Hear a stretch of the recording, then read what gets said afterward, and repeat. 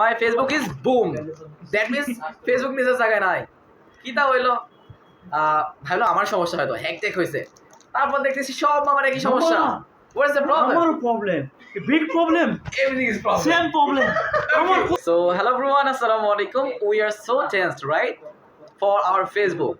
হঠাৎ করে ফেসবুকে কি হলো?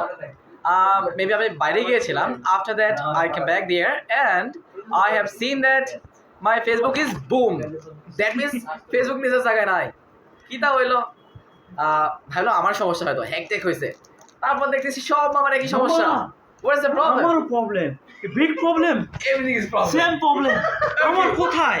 আমার ফেসবুক আমি পাচ্ছি না। I'm We are excited. We are so today. tensed about that. Yes. What Facebook is doing? You cannot understand, right? That's the thing. So আমার যেটা মনে হচ্ছে, হয়তো এটা তাদের টেকনিক্যাল প্রবলেম অর সার্ভার, ওই যে অনেক সময় বেশি চাপ সহ্য করতে না পেরে বন্ধ করে দেয়। এর আগে সম্ভবত হয়েছিল দিস টাইপ অফ থিং, মানে এই ধরনের সমস্যা এর আগেও হয়েছিল।